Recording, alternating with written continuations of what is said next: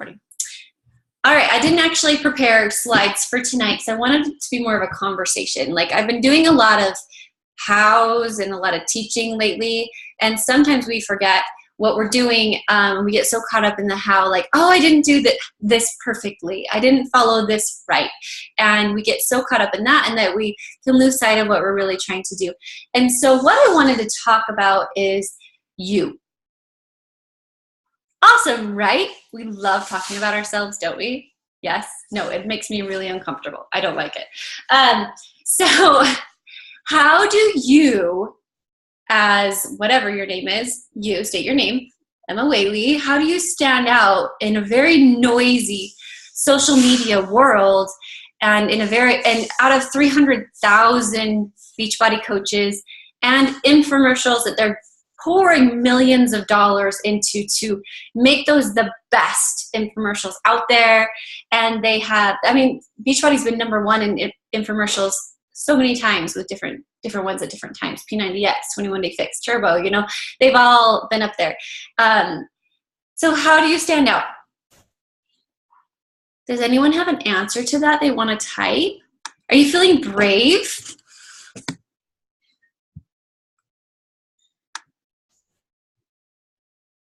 Or you want to unmute? That's cool. Be unique. Be real. Keep them coming. Come on. I like the emphasis on you, Shay. That's cute. So there's something that you have, and this is your super coach superpower that I want you to remember that you have that no one else has. And that's your story. Because people can go get these programs, you know, from wherever, the website, Amazon, people are selling them on Craigslist, you know, things like that. But the reason why they want to work with you is because of your story and because of the human connection they cannot get from those sites. Like they can't get that human connection when they just order the DVDs off of Beachbody.com, right? Plus, when they order it from Beachbody.com, little plug, they're not going to get the added extra bonus workout that's thrown in from ordering from a coach. Do you guys know that? So that's a little perk I always tell people. If you order from me, they're going to throw you in a bonus one, so you might as well. It's the same price. So, okay, so have you thought about your story? Be authentic, overcoming depression, OCD, anxiety. Yeah, yes, no shame, be real. All of that is so important. They're going to work with you because of who you are and because of the human connection and experience that you can give them. Because people need to know that they're important. They need to know that they're valuable. They need to know that they're worthwhile. And they cannot feel that from watching a DVD. Right? Am I right or am I wrong? Okay. So you realize that when you post a picture of little beautiful color-coded containers on your page, you're competing with the #1 infomercial company in America. You are now competing with Beachbody.com. I don't want that competition. Sure, you know what the cool thing about Beachbody is that they make it so that all of this stuff is top of the line, high quality, and household names. So it's not like we're taking these things to a cold market. People know what 21 Day Fix is. They know what PiYo is. They're excited about it. But what they need is to know what you experienced. What did you learn from it? They want to be helped. So how are you offering value? How are you helping people out there? Whether it's sharing a tip or it's sharing your story and they're like, I felt like that. I've been there. Me, I felt like that. Whether it's showing your progression and they're like, well, shoot, if Erica, I'm calling Erica out. If Erica can fit into all her cute summer shorts, why can't I? If Catherine can now do a handstand and she's never been able to, well, why can't I? Right? You guys think I don't follow you. I follow you all. But that's the thing. So, okay, so how do you, this is the problem that I had in the beginning was I was like, I don't have a story. My story is not that important. I'm just so normal. I'm just a normal girl. I had a bunch of kids. I watched The Bachelor. And that was like my story. It was so boring. No, The Bachelor was a very important part of my life. It's not anymore. But so I want you to think back to a really defining moment of your life. And for some people, it's, you know, in your teenage years, because that's, you know, a very influential moment in your life, right? And what happened? Because during that event, something that was very personal to you, you made a decision, and it kind of defined who you were. Maybe you were a little older, I don't know, but it's happened to every single one of us, I guarantee you. So for me, my story, a really defining moment of my life that I will never, ever, ever, ever forget was I I tried out for the cheerleading squad my 7th grade year, 8th grade year, 9th grade year, made it easy peasy. And I was actually the captain of the team, 9th grade. And I went into tryouts for my high school squad, right? So we had junior high, 7, 8, 9. High school was 9, 10, or excuse me, 10, 11, 12. And I was friends with the coaches. And both the coaches said, you just need to show up to tryouts and you're already on the squad because you got it. And I was like, all right, I got this. So I did. I showed up and I gave the minimum effort, the absolute minimum. Like I learned the routine. I did my hair really cute that day. But then they brought in outside judges because they didn't want it to be biased. And so when I went and did my routine, I didn't give my best effort. I didn't even know half the dance. And I really sabotaged myself because I gave my halfway effort and I didn't make it. And I remember the coaches talking to me and some of the moms of the girls my age, and they're like, I can't believe you didn't make it. We all thought you would make it. And that to me, I remember going home and feeling like, oh, that is never going to happen again. I will never lose something that I could have had. I will never be the person that gets cut, ever. I will never, ever. And so I took that and I cried and whatever, you know. It was probably the best lesson I've ever learned for myself because I realized nothing's given to you. You want to be a top coach? Then you have to embody what that is. And I realized that for me, I was young. I was like, whatever, 13, 14 years old. But I learned like right then and there that how important work ethic is, but also how important your attitude is about what you're doing. And you have to mirror your regular life with your mission. So I wanted to talk about that. So think about a moment for you that was kind of a defining moment. And I'm going to give you like 30 seconds to pause and think. So if anybody wants to chime in, that's cool. But write it down.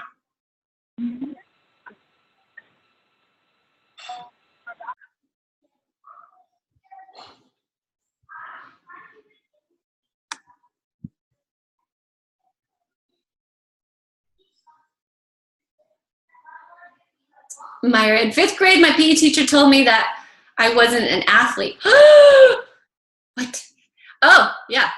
Oh, to make it worse, to make my story worse, I didn't get on the cheer squad, which I was born to do.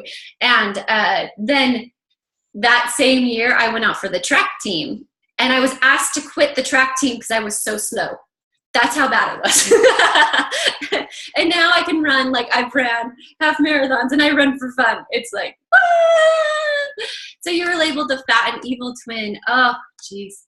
But how did you respond? So just think about these moments, and I'm not like this is not a therapy session. I promise you, this will be worth your while. But think about that moment and then your attitude following that, and how has that affected you today? Now, something that you have to remember when going back to what we originally were talking about is your story is so powerful, but how you share your story is even more powerful. So when you're on social media, are you looking for comfort when you post and validation? Or are you looking to help and lead? Would people know by watching your outside life that you are a coach and this is just who you are?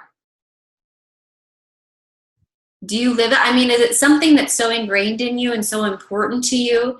Have you that your personal life and your professional life are now kind of blending into one.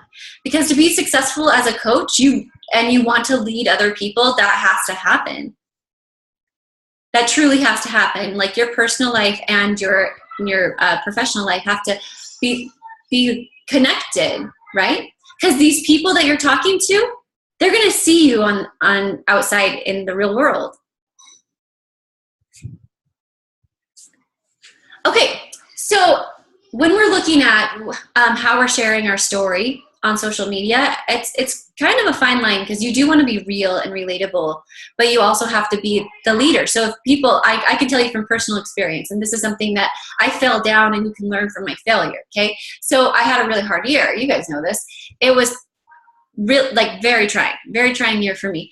And when I started posting a lot about how down I was, how hard things were for me, like little things, like I would post about how even working out for me was a challenge because I was so dizzy from the medication I was put on.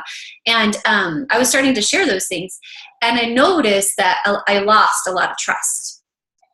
And it happens, right? And the people that I wanted to try, I worked so hard to build my brand of fit moms. Like, we are people that we're never going to give up. The best is yet to come. And that's who I was. That's what I was doing. And then I just had life happen, and it threw me off course, shook my confidence, shook me to the core, and I lost me. My story was totally derailed because of things that happened in my life, right?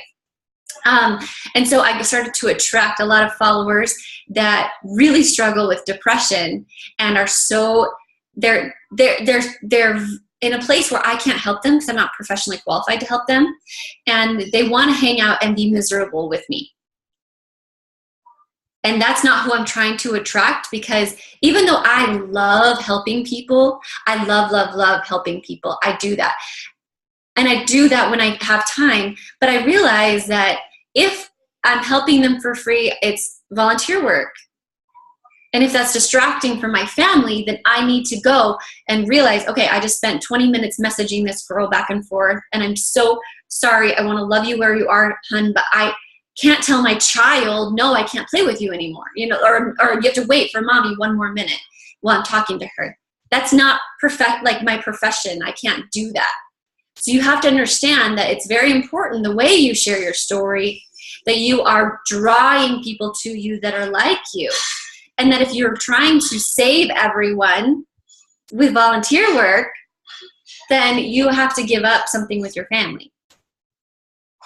Okay? So what I'm getting at is, when you're on social media, share bits and parts about your story, but how did you overcome that struggle? And who are you now? Like, I am a fighter. I am the girl that overcomes all things. I am stronger than ever. And that's who I want to work with. That's my brand, is the girl that will never, ever give less than her best. So that's what I talk about now.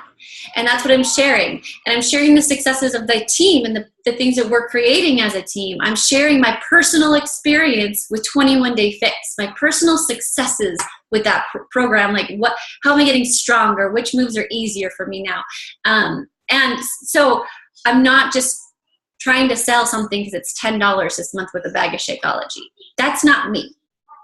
I tried that in the beginning. It didn't work. I love this quote. Little pause.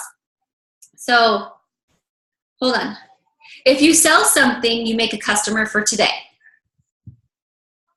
But if you genuinely help someone, you create a customer for life.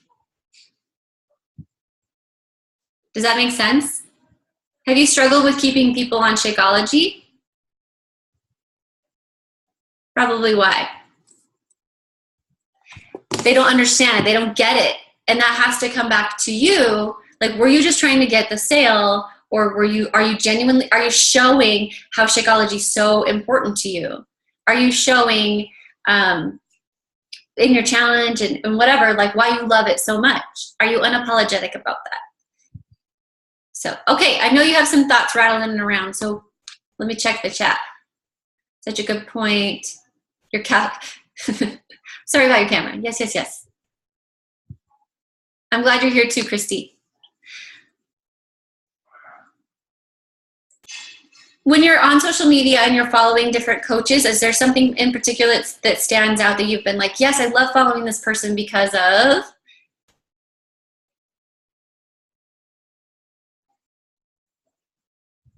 No? Or have you had an experience where you've shared a story about you and your transformation, or a friend of yours, and how that's impacted other people?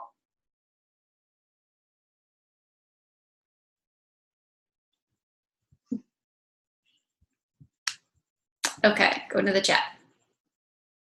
Shay's story on the National Wake Up Call made me cry. Yes. How do you keep them on Shakeology long term? There's lots of things. So number one, your own personal example. Like if you're talking about it and why. Like it's not just the got my Shakeout today, hey, but also why. Like, but not like you don't have to lecture people about it, but just the little things that help you, like what's happening to your body, how do you feel, the different things, and you plant those seeds. It's like the little breadcrumbs that you leave along the trail, and you show by personal example. Then you talk about it in your challenge at least twice, and then you ask people how they're feeling with it, and then you follow up in a personal message. A great way to keep people on Shakeology is actually to map out when people's orders are going to ship, and so a week before it's going to ship, you send them a personal message and ask them how they're feeling on it. Like, what's happening inside of you? How are you feeling? Are you noticing the energy? Isn't it amazing that you can feel that good just from one shake? Are your cravings reduced and things like that? So you reaffirm the good things that are happening with them, that it's not like a 30-day shake. So, okay. So when we're thinking about what we're trying to do as coaches and your mission as a coach, I think it's so important that it starts with you. And of course, hello, you can't share your story and you can't be authentic and you can't truly believe it if you're trying to help everyone else before you help yourself. And that's something I thought of today when I woke up late on accident. Well, I wanted to get up at 5, but we've been staying up late. Hubby, it's totally retired and like not wanting to go to bed early. So we've been watching Hawaii Five-O. Neither here nor there. I'm not perfect. But I had this epiphany today when I'm sitting in my computer on the Zoom at 9 a.m. with the new coaches, and I was like, I haven't worked out today. And I'm pouring my heart into them, and then I had a Zoom at 10, and then I need to reply to messages, and I need to do my Power Free, and so I'm probably not going to get to my workout until 12:30, but then I'm hungry. So I probably should have lunch first. And the kids need me and they want to go to Target so we can make cupcakes today. And oh crap, I forgot to get that for my dad. His birthday's in 4 days. Oh man. And it was like list, right? And so where did I go on this list? Like there at the bottom. And if you don't take care of yourself first thing in the morning, like first, I'm encouraging everyone to do this with me. You don't take care of yourself first, or at least like do what you need to do. If you want to work out with your kids, perfect, do that. But schedule that.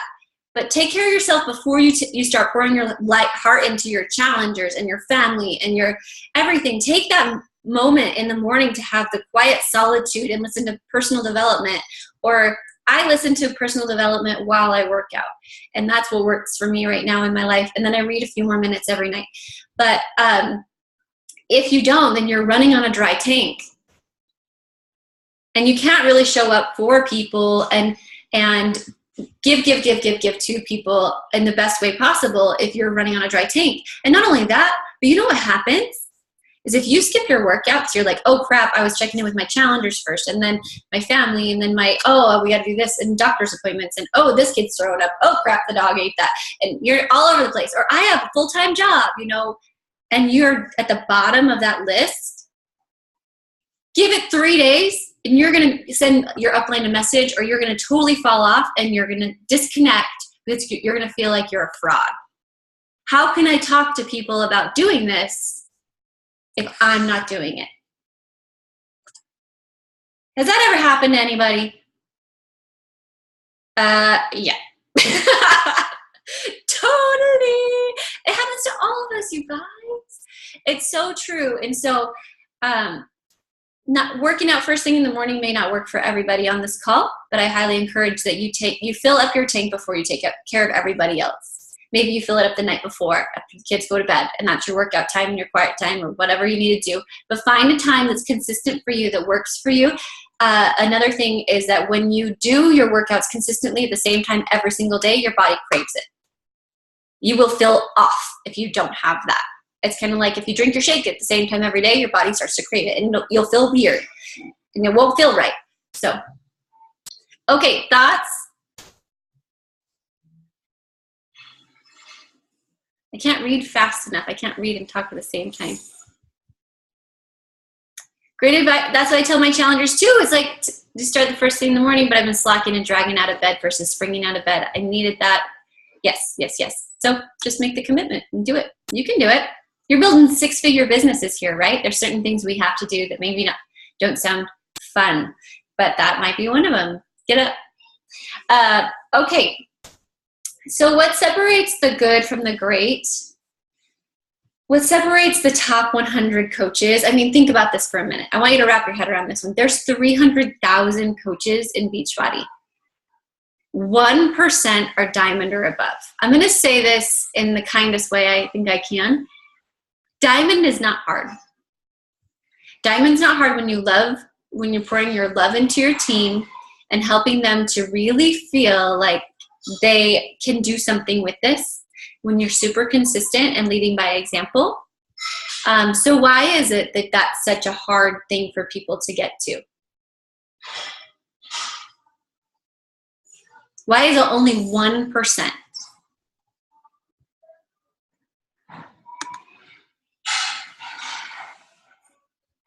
You have to believe that you can do it.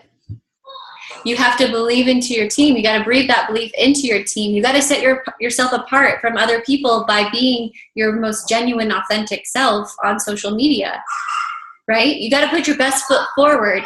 You have to look at whatever you're posting and go, was that the best I could do today? Was that really me? Would my best friend sit right here and go, wow, yeah, that's you, girl. I'm so proud of you. So it's just super important to think about that. So are you wanting to be good, or are you wanting to be great? And when your belief in what we're doing as coaches aligns with your authentic story, like you believe in the products, you believe in Beachbody, it's not a separate life. Like your business is not separate from your personal life, like we mentioned. And when you just start to embody who that is, then people are going to want to work with you because they trust you. Sometimes people don't even need to have the dream or the belief themselves because they're just borrowing your dreams. They're flying on your wings, right? It's like that whole thing with okay, I'll give you a little example. Personal example. So on Teresa's team, I was the first elite coach. And I'm not tooting my own horn. It was like the end of the summer and corporate calls me and they're like, you're going to be an elite coach. You can do this. You can do this. And I didn't know any different. I'm like, and they kept saying, this is something you should do. You should do this. This is where you need to go. And I was like, okay, I trusted them. Let's go. Now, after I became an elite coach this year, Teresa has Chelsea, me, Sarah, Dara, and her. Teresa's team now has 5 elite coaches. But I was the first one on her team that felt like we could do this. And so now this is the new normal. And so next year it's just going to multiply. And it's the same thing with our team, Fierce Fit, right? It was me. I started with just me thinking this is something cool. This could be something amazing. And I jumped first.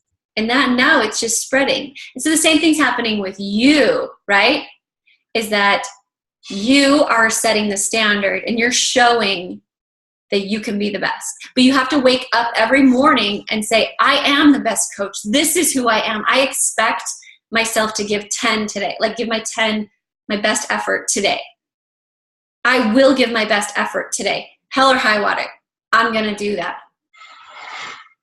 And even though I know life is crazy from personal experience, I'm telling you, you can.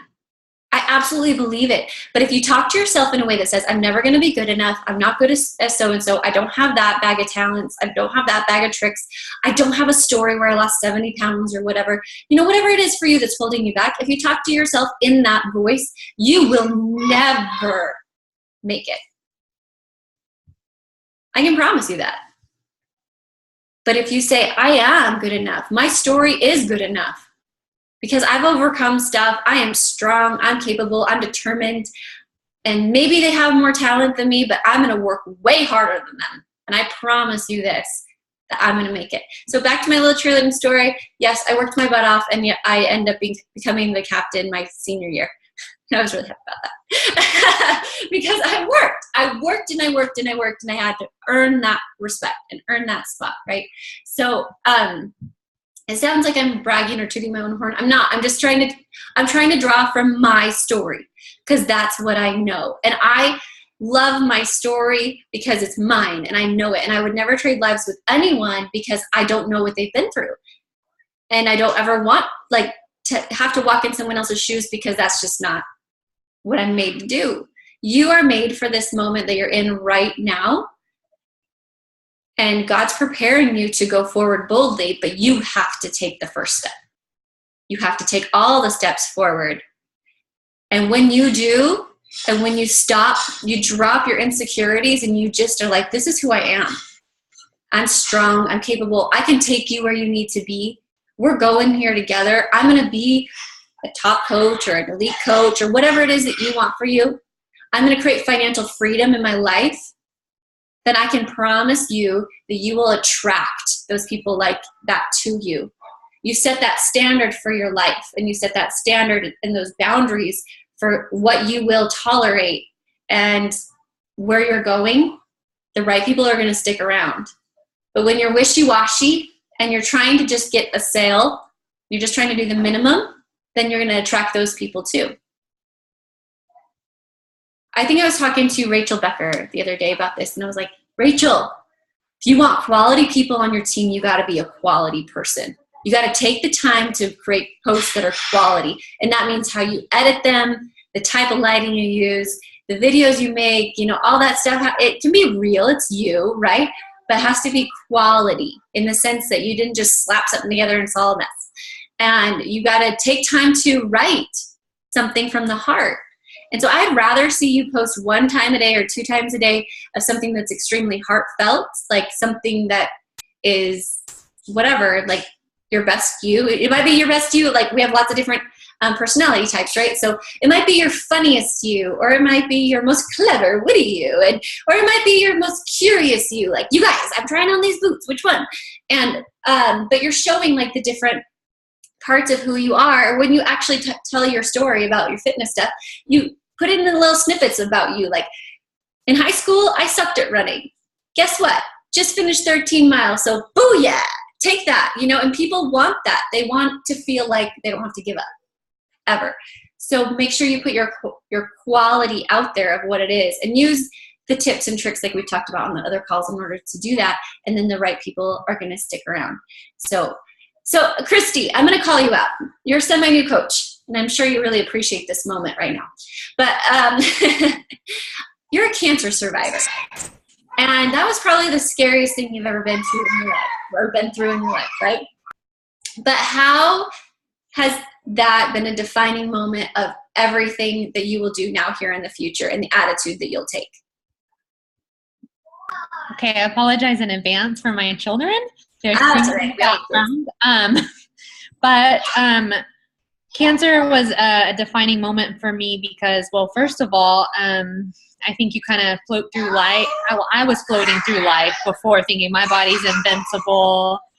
I'm okay. I can push, and I would starve myself. And when I needed to lose weight, and nothing was healthy. My weight might have been okay, but nothing was healthy.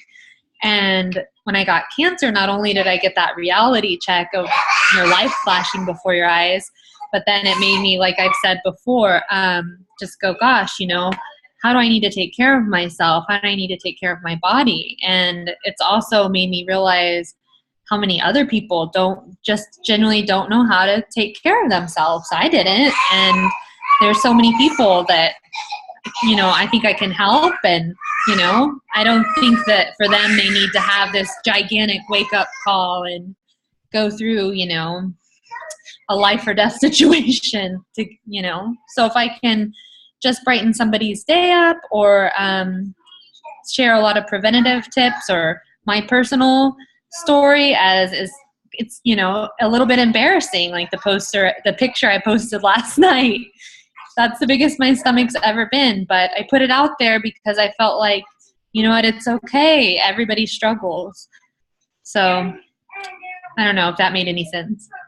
Absolutely. It totally did. And that's exactly it, is everyone struggles, but the difference between them and you is that you have a way to overcome. You guys have a way to take your life and make it everything you've ever wanted. Do you understand that? How many people on Monday were like, I don't want to go back to work? How many of you guys didn't want to go back to work? Are there workers on this? Oh, I can pick you out. I know a lot of you work full time. And how many of you were like, oh, Monday, don't throw stones at me. Monday we slept in and I woke up at like 9:45. That's awful, right? My kids are at the sleep-in phase. Yay. But I mean, it hasn't always been like that. Many Mondays I was up at 4 or 5, whatever. My husband had to go into work at 5:30 after the long weekend, and he worked a lot of times till 7 at night.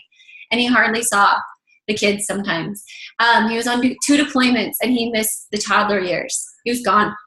And we did a long time where he would work during the day. He'd get home. I would have to take my daughter to my neighbor at 4 o'clock, and I would go wait tables and just pray that I made more than $50 to cover, some of that daycare money I was giving her. And then Will would pick her up at night and then put her to bed, and I would get home at like 10, 11 o'clock at night. We never saw each other. Who wants to live like that? That's not living. So what are you going to do about it? Are you going to be bold enough to share what's happening inside of you and to your family? Are you going to be bold enough and brave enough to talk about the things that really matter and really share them out there with the world of what can happen? The hardest thing for me was to post about any struggles I was having. I was so good about posting all the highlights. Yay! I hit Success Club. Yay! I was so proud of myself. But then when I really opened up and talked about, the things we went through, that's when people were like, you're real. I get you. When I talked about I struggled with depression, they were like, I've been there. How do I get out of this? And so that's what people need. They need you.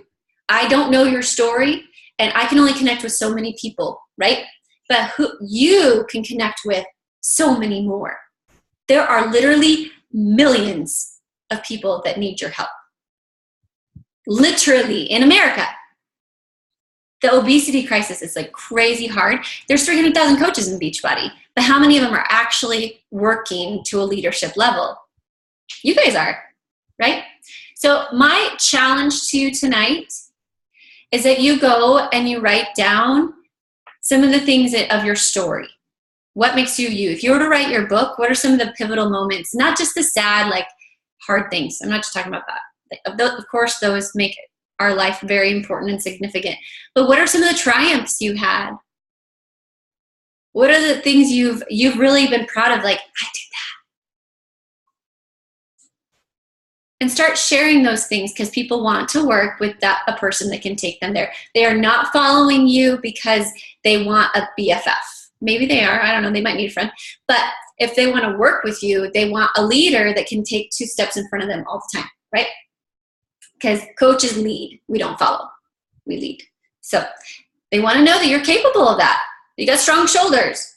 That you're optimistic. That you're positive. That you are going to take them where they need to be. So, okay. Any questions that y'all have? Can I just say something really quick, Emma? Sure. This is Jen. So I shared this with the Diamond Group, but this week on my personal Facebook page, I asked my friends how many Beachbody coaches they knew of besides me. And it got a lot of engagement. And I was really surprised that most of my friends know numerous Beachbody coaches. But most of them also said that I was the only one that was actively like pursuing it as a business. So that was like a big aha moment for me, and it really made me proud. Yeah. Well, it's true. Like now I come from Pocatello, Idaho, and we have a lot of coaches from Pocatello, Idaho, thanks to Chelsea and I both being from that area. And we've really saturated that market, so to speak. We haven't. I mean, there's still so many people there. But then I talk to people all the time, that's going to happen. There's going to be friends, that mutual friends of each other. And so something I always say to people is, I'm like, hey, I'm sure when you have other friends that are coaches on the team, and so, or you have other Beachbody coach friends, are you working with any of them? And that's what I always ask first, and they'll say no, yes, whatever. And if they're not, I say, just out of curiosity, I say, I would love to help you. I know I can help you, but just out of curiosity, since we have so many mutual friends, how come you wanted to work with me? Or what drew you to me? Because I want to hear the why. And that usually gets their why going. Like, I was drawn to you because, you had so much baby weight to lose, or you moved 1 million times, or whatever. They tell me all sorts of randomness.